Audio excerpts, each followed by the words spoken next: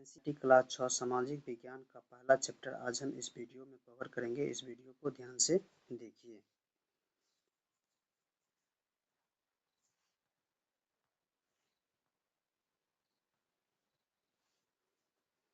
इकाई 1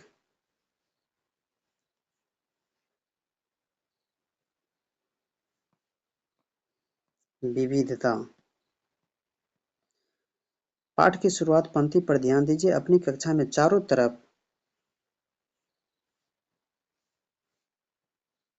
तरफ नजर दौड़ाइए। क्या कोई ऐसी साथी हैं जो बिल्कुल आपकी तरह दिखती हैं? यहाँ हमने सोच समझकर विशेषण और क्रिया के स्त्रीलिंग के रूप का प्रयोग किया जो पूरे पाठ में चलता है। शिक्षा में लड़कियों को समान स्थान और अवसर मिले, इसके लिए कई तरह का प्रयास किया जा रहा है। एक तरीका यह भी है कि हम लिखते समय लड़कियों को सीधे संबोधित करें। यदि हम अभी तक की पाठ्यपुस्तकों को देखें तो उनमें पढ़ने वाले को हमेशा एक लड़का मानकर पुल्लिंग रूपों का प्रयोग किया जाता है। यह मान लिया जाता है कि स्त्रीलिंग रूप उसी में शामिल हैं जहां हमने भाषा में एक परिपट्टी को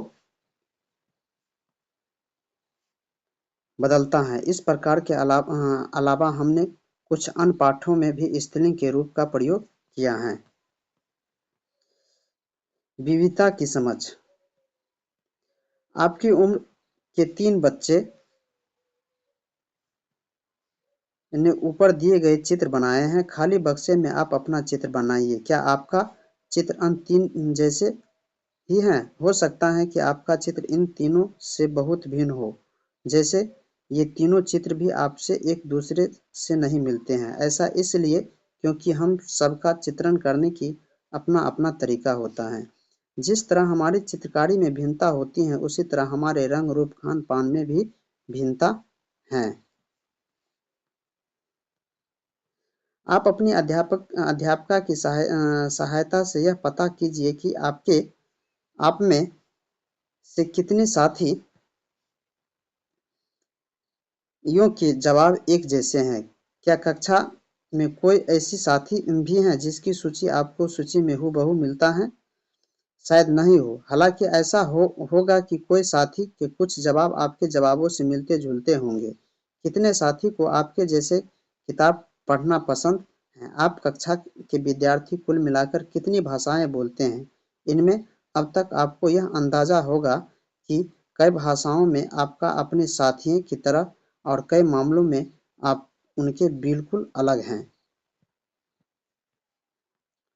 दोस्ती करना। क्या ऐसा इंसान से दोस्ती करना आपके लिए आसान होगा जो आपके बहुत भिन्न है? नीचे दिए गई कहानी को पढ़ें और इसके बारे में सोचें। मैंने इसे एक मजाक की तरह लिया। मजाक जो कि फटे पुराने कपड़े पहने उस छोटे से लड़के के लिए था जो जनपद के भीड़ भाड़ वाले चौराहे की लाल बत्ती पर अखबार बेचता था। मैं जब भी वहां से साइकिल से गुजरता वह अंग्रेजी में अखबार हाथ में लहराते हुए मेरे पीछे भागता और उस दिन की सुर्खियों को हिंदी अंग्रेजी में मिलते जुलते शब्दों में चिल्लाकर सुनाता था। इस बार मैं पटरी से के सहारे रुका और मैंने उसे हिंदी का अखबार मांगा। उसका मुंह खुला का खुला रह गया। उसने पूछा, मतलब आपको हिंदी आती है? बिल्कुल, मैं अखबार के पैसे देते हुए कहा। क्योंकि तुम्हें ने क्या सोचा? वह रुका। पर आप लगते हो बड़े अंग्रेज हैं। वह बोला, मतलब कि आप हिंदी पढ़ सकते हैं? हाँ, बिल्कुल पढ़ सकता हूँ। इस बार इस बार मैं थोड़ा अधिक होते हुए बोला, मैं हिंदी बोल सकता हूँ, पढ़ सकता हूँ और लिख भी सकता हूँ। मैंने स्कूल में दूसरे सब्जेक्ट विषय के साथ हिंदी पढ़ी है। सब्जेक्ट उसने पूछा। जब अब जो अभी स्कूल नहीं गया उसको मैं क्या समझाता कि सब्जेक्ट क्या होता है? वह कुछ होता है। मैंने शुरू किया ही था कि बत्ती हरी हो गई और मैं पीछे गाड़ियों की हॉर्न की शोर सौ गुना बढ़ गया। मैं अपनी आप को ट्रैफिक के साथ आगे बढ़ा दिया। अगले दिन वह फिर से वहां पर था। वह मुस्कुराता रहा और मेरी तरफ हिंदी अखबार बढ़ाते हुए उसने कहा, भैया आपका अखबार। अब बताइए ये सब्जेक्ट क्या चीज है? अंग्रेजी का यह शब्द उसकी जुबान पर अजीब लग रहा था। ऐसा लगा मानो अंग्रेजी में सब्जेक्ट शब्द का जो दूसरा अर्थ होता है प्रजा, उस अर्थ में वह उसका प्रयोग कर रहा है। ओह, यह कुछ पढ़ाई लिखाई से संबंधित है, मैंने कहा। उसने उसके बाद चूंकि बत्ती लाल हो गई थी, सो मैंने पूछा, तुम कभी स्कूल गए हो? कभी नहीं, उसने जवाब दिया। फिर बात बढ़ाते हुए उसने गर्व से कहा, मैं जब उतना ऊंचा था तभी से मैंने काम करता ना शुरू कर दिया था। उसने मेरी साइकिल की गद्दी के बराबर अपने आप से को नापा। पहले मेरी माँ मेरे साथ आती थी, लेकिन अब मैं अकेले ही कर लेता हूँ। अभी तुम्हारी माँ कहाँ है? मैंने पूछा। पर तब तक बत्ती हरी हो गई और मैं चल पड़ा। मैंने उसे अपने पीछे कहीं से चिल्लाते हुए सुना। वह मेरठ में है और उसके साथ बाकी ट्रॉफी के शोरगुल में डूब गया। मेरा नाम समीर है, उसने अगले दिन कहा और मेरे शर्माते हुए मेरा नाम पूछा। आपका नाम? यह तो बड़ी आश्चर्य की बात थी। मेरी साइकिल डगमगाई। मेरा नाम भी समीर है।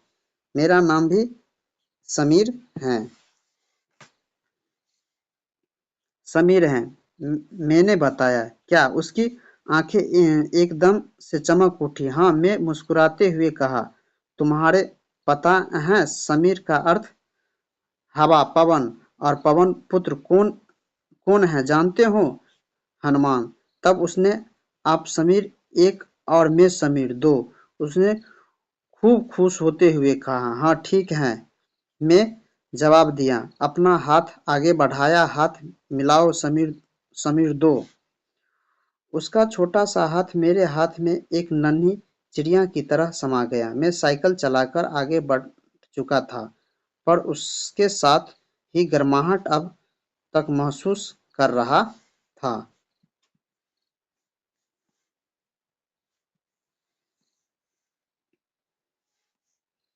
अगले दिन उनके चेहरे पर उसकी चिरचिराती मुस्कान नहीं थी। मेरठ में बड़ी गड़बड़ हो गई है, उसने कहा। वहाँ दंगों में बहुत लोग मारे गए हैं। मैं बहुत अखबार की सुर्खियों की तरफ देखा। बड़े बड़े अक्षरों में लिखा था, सांप्रदायिक दंगे। लेकिन समीर, मैंने शुरू किया ही था। मैं मुस्लिम समीर हूँ, वह बोल पड़ा। और मैं सभी लोग मेरठ में हैं। उसकी आंखें भर आई जब मैंने उनके कंधे पर हाथ रखा। नहीं उसने नजर ऊपर नहीं उठाई।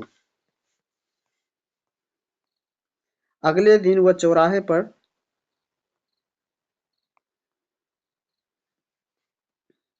अगले दिन वह चौराहे पर नहीं था। न उसके अगले दिन वह दिखा और न आगे फिर कभी। अंग्रेजी या हिंदी का कोई अखबार मुझे नहीं बता सकता कि मेरा समीर दो आखिरी कहाँ है।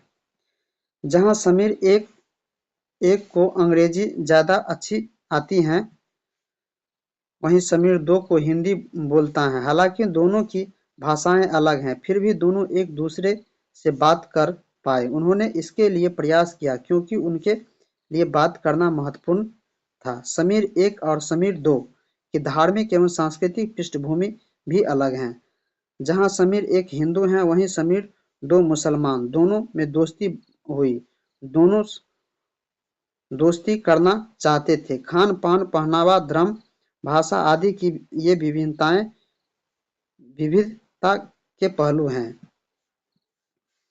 अपनी विविध धार्मिक और सांस्कृतिक पृष्ठभूमि के अलावा समीर एक और समीर दो कई अन्य अन्य मामलों में भी एक दूसरे से अलग थे। उदाहरण के लिए,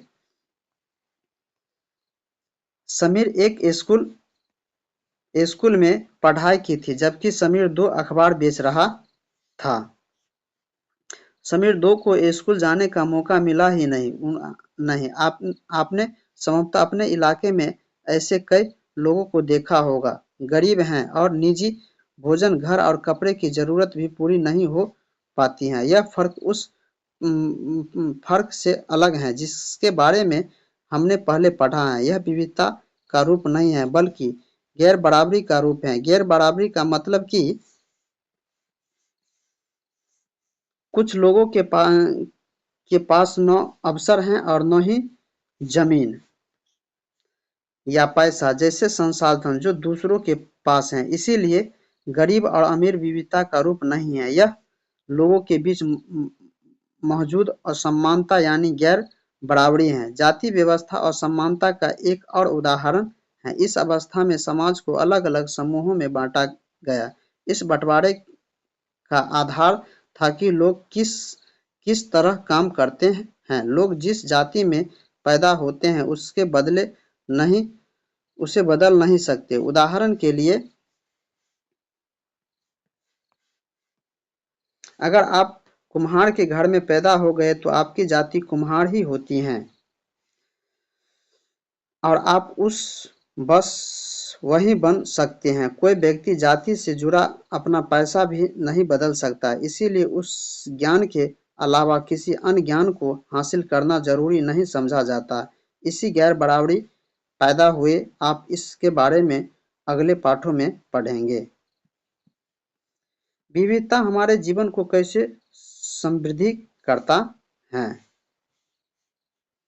जैसे समीर एक और समीर दो दोस्त बने, ठीक वैसे ही आपकी भी सहेलियां होगी जो आपके बहुत अलग होगी। आपने शायद अपने उनके घर में अलग तरह का खाना खाया होगा, उनके साथ अलग त्योहार मनाए होंगे, उनके कपड़े पहन कर देखे होंगे और थोड़ी बहुत उनकी भाषाएं भी सीखी होगी।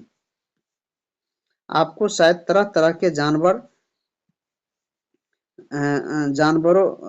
रानी, साहसी घटनाओं या भूतों की कहानी पसंद होगी। संभवतः कि आपके खुद कहानी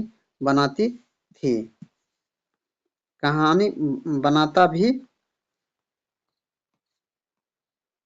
पसंद होगा। एक अच्छी कहानी पढ़ने में हमेशा खुशी मिलते हैं। उसको पढ़कर और ज्यादा कहानी बनाने के लिए एक नए विचार मिलते हैं। जो लोग कहानी लिखते हैं वही विभिन्न स्रोत, किताबों और वास्तविक जीवन की कल्पना से प्रेरित न लेते हैं। कुछ लोग जंगल में जानवरों के नजदीक रहे और उन्होंने जानवरों की दोस्ती व लगाव के बारे में कहानी लिखी। कुछ अन्य लोगों ने राजा रानी के वृत्तांत पढ़कर प्यार और सम्मान के किस्से लिखे। कुछ ने अपने बचपन के यादों को गौते लगाए। स्कूल और दोस्तों की मधुर यादों को निकालकर कुछ साहस की कहानी लिखी। कल्पना कीजिए कि जिन कहानियां आपने सुनी या पढ़ी हैं उन सभी कहानीकारों या कहानी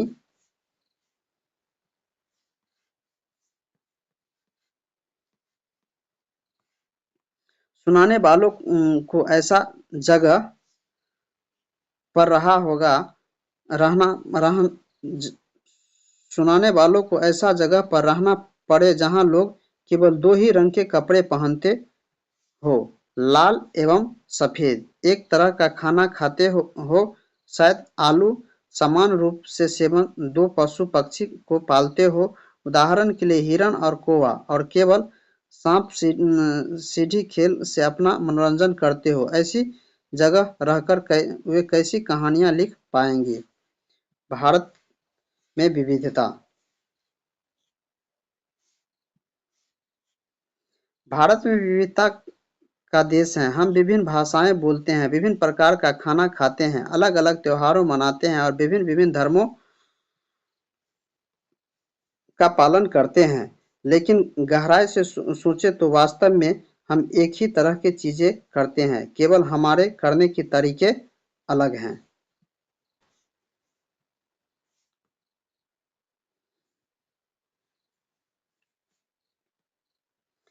हम विविधता को कैसे समझे। करीब 200 वर्ष पहले जब रेल, हवाई जहाज, बस और कार हमारे जीवन का हिस्सा नहीं थे, तब भी लोग संसार के एक भाग से दूसरे भाग की यात्रा करते थे। पानी के जहाज में, घोड़ों या ऊँटों पर बैठकर जाते या फिर पैदल चलकर। अक्सर ये यात्री खेती और बसने के लिए कई जमीन की तलाश में या फिर व्यापार के लिए की जाती थी। चूंकि यात्रा में बहुत समय लगता था, इसीलिए लोग नई जगह पर अक्सर काफी लंबे समय तक ठहर जाते थे। इसके अलावा सूखे और अकाल के कारण भी कई बार लोग अपना घर बाहर छोड़ देते थे। उन्हें जब पेट भर खाना तक नहीं मिलता था तो वह नई जगह जाकर बस जाते थे। कुछ लोग काम की तलाश में और कुछ युद्धों के कारण घर छोड़ देते थे। लोग जब नई जगह में बसना शुरू करते थे तो उन्हें रहन-सहन में थोड़ा बदलाव आ जाता था। कुछ चीजें नई जगह को अपना लेते थे और कुछ चीजों वे पुराने ढंग पर चलते रहते थे। इस तरह की भाषा, भोजन, संगीत, धर्म आदि में नए और पुराने का मिश्रण होता रहता था। उसकी सांस्कृतिक और नई जगह की संस्कृति की आदान-प्रदान होता है। धीरे-धीरे एक मिश्रण यानी मिलती-जुलती संस्कृति उभरती।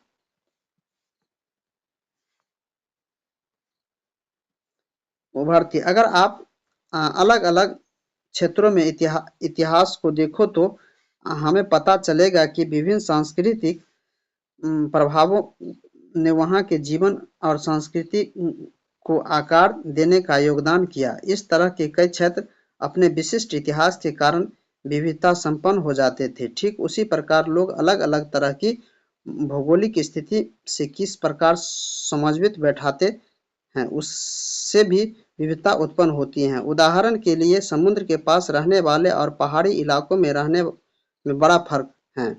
न केवल वहाँ लोगों के कपड़ों और खान-पान की आदतों में फर्क होगा, बल्कि काम जिस तरह का काम वे करेंगे वे भी अलग होंगे। शहर में अक्सर लोग यह भूल जाते हैं कि उनका जीवन उनके भौतिक वातावरण से किस तरह गहराई से जुड़ा हुआ है। ऐसा इसलिए कि शहरों में लोग बिरेल ही अपनी सब्जी या अनाज उगाते हैं। वे इन चीज़ों के लिए बाजार पर ही निर्भर रहते हैं। आइए भारत में दो भाग लद्दाख और केरल के उदाहरण के जरिए यह समझने की कोशिश करें कि किसी क्षेत्र में विविधता पर उसके ऐतिहासिक और भौगोलिक कारणों का असर पड़ता है।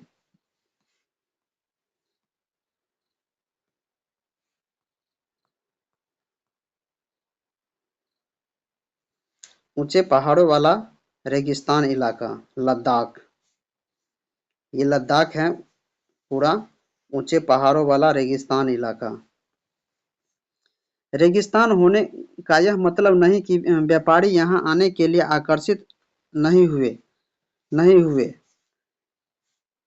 लद्दाख तो व्यापार के लिए एक अच्छा रास्ता माना गया, क्योंकि यहाँ कई घाटियाँ हैं जिसमें गुजर कर मध्य एशियाई के काफिले उस इलाके में पहुँचते थे जिसे आज तिब्बत कहते हैं। ये काफिले अपने साथ मसाले, कच्चा रेशम, दरिया अन्न आदि दरिया आदि लेकर चलते थे। लद्दाख के रास्ते ही बौद्ध धर्म के तिब्बत पहुंचा था। लद्दाख को छोटा तिब्बत भी कहा करते थे। करीब 400 साल पहले यहाँ पर लोग इस्लाम धर्म से परिचित हुआ और वहीं अच्छी तरह का अच्छा लद्दाख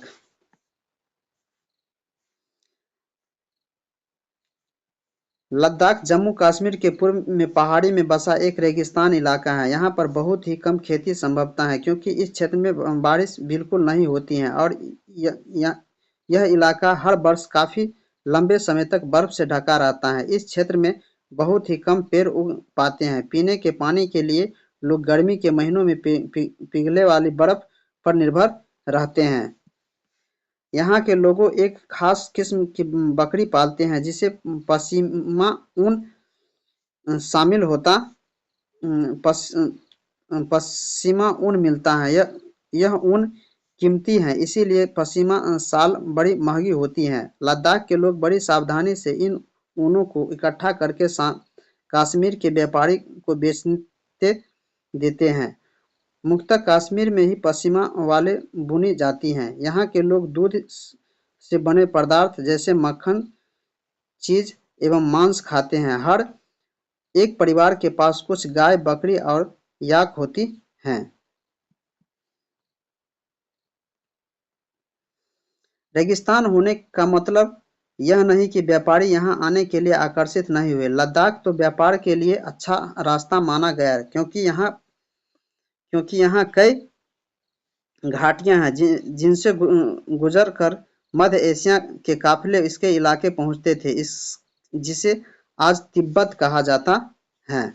ये काफिले अपने साथ मसाले, कच्चा रेशम, दरियां आदि लेकर चलते हैं। लद्दाख के रास्ते बौद्ध धर्म तिब्बत पहुंचा। लद्दाख का छोटा तिब्बत भी कहा जाता है। लद्दाख का छोटा तिब्बत भी कहा जाता है।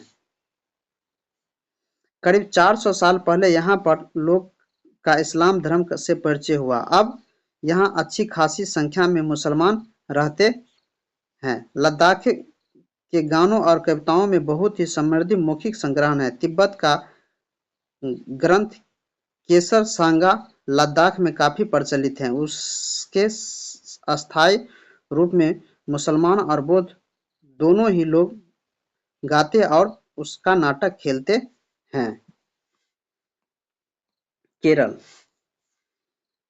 केरल के बारे में देखिए।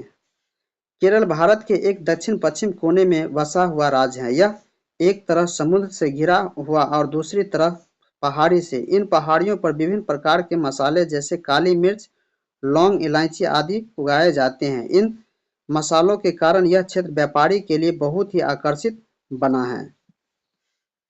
सबसे पहले अरबी एवं यहूदी व्यापारी केरल आए थे। केरल कौन आए थे सबसे पहले? अरबी और यहूदी व्यापारी केरल आए थे। ऐसा माना जाता है कि ईसा मसीह ने धर्मदूत संत थॉमस लगभग 2000 साल पहले यहाँ आए। भारत में ईसाई धर्म लाने का श्रेय उन्हीं को जाता है। अगर अरब से कई व्यापारी यहाँ आकर बस गए। इब्न बतूता ने जो करीब 700 साल पहले यहाँ आए, अपने यात्रा वृत्तांत में मुसलमानों के जीवन का विवरण देते हुए लिखा है कि मुसलमान समुदाय की यहाँ बड़ी इज्जत थी।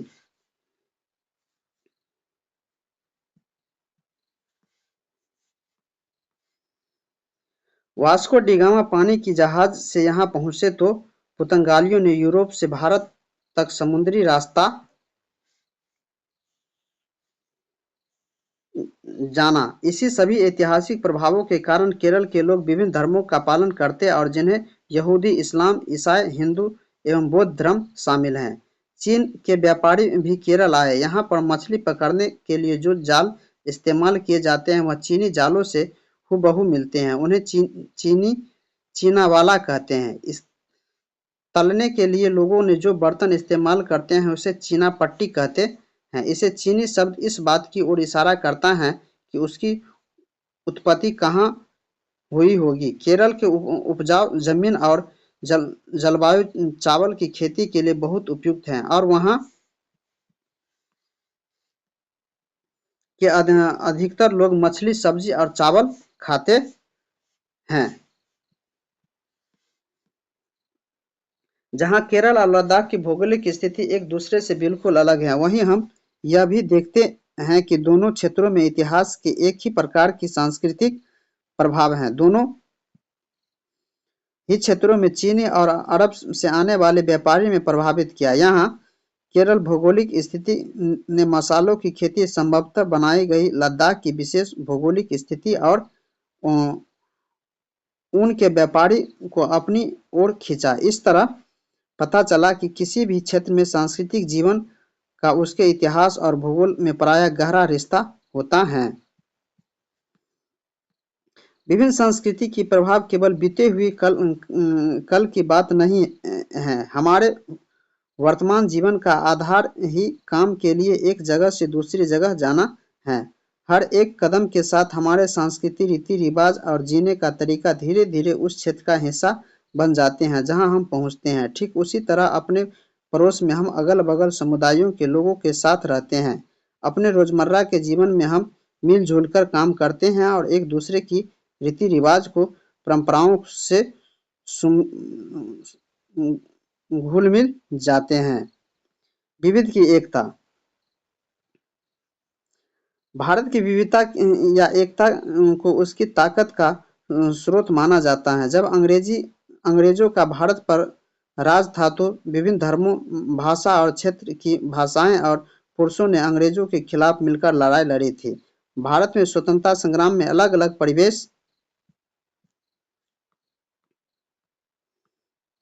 के लिए शामिल हैं। उन्होंने एकजुट होकर आंदोलन किया, इकट्ठे जेल गया और अंग्रेजों को अलग अलग तरीकों से विरोध किया। अंग्रेजों ने सोचा था कि वे भारत के लोगों को फूट डाल सकते हैं क्योंकि उसने के काफी विविधताएं हैं, इस तरह उनका राज चलता रहेगा। मगर लोगों ने दिखा दिया कि वे एक दूसरे से चाहते कितने ही भिन्न हो। अंग्रेजों के खिलाफ उनकी जाने वाली लड़ाई में वे सब एक थे।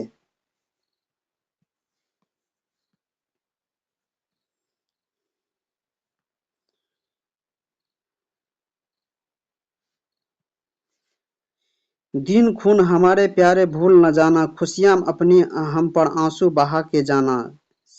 सयाद ने हमारे चुन चुन के फूलों तोड़े, वीरान इन चमन में कई गुल खिला के जाना। दिन खून के हमारे, गोली खा के सोए जालियां बाग में हम, सोनी पड़ी कब्र पर दिया जला के जाना। दिन खून हमारे। हिंदू मुस्लिम की होती हैं आज होली, बहते हैं एक रंग में दामन भिगो के जाना। दिन खून हमारे। कुछ जेल में पड़े हैं, कुछ कब्र में पड़े हैं, दो बूंद आंसू उन पर प्यारे बहा के जाना। दिन खून हमारे, प्यारे भूल न जाना।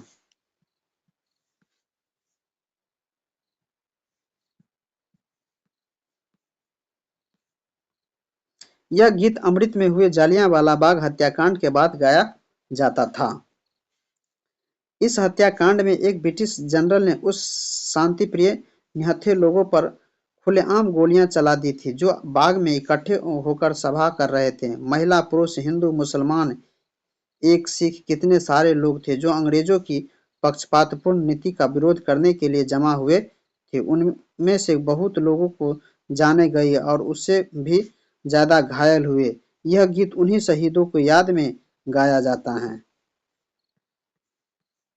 स्वतंत्रता संग्राम के दौरान उभरे गीत का चिन्ह विविधता के प्रतीक हमारा विश्वास बनाए रखते हैं। क्या आप भारतीय झंडे की कहानी जानती हैं? स्वतंत्रता संग्राम के दौरान ही हमारे झंडे की परिकल्पना की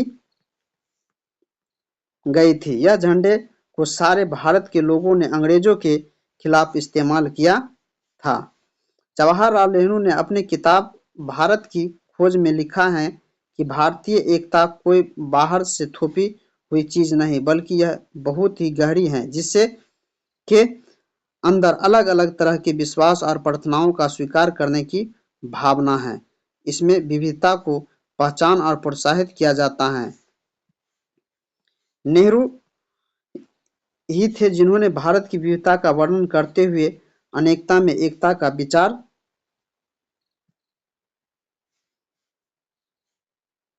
दिया एकता का विचार हमें दिया। रविन्द्रनाथ टैगोर द्वारा रचित हमारा राष्ट्रीय गान भी भारतीय एकता की ही एक अभिव्यक्ति है। राष्ट्रीय गान किस तरह की एकता का वर्णन करता है? शब्दों में लिखे। कुछ अभ्यास प्रश्न दिए गए हैं, इसको पढ़िएगा, बनाइए। जैसे अपने इलाके में मनाए जाने वाले विभिन्न त्योहारों को सूची बनाइए। इनमें से कौन त्योहार सभी समुदायों द्वारा मनाई जाती हैं? जैसे छठ हुआ। आपके विचार में भारत की समृद्धि विविध विरासत आपके जीवन को बेहतर बनाते हैं। आपके अनुसार अनेकता में एकता का विचार भारत के लिए कैसे अभिव्यक्त करता है? अगर अच्छा लगे तो शेयर करिए और कोई गलती हो तो कमेंट के माध्यम से सूचित करिए। धन्यवाद।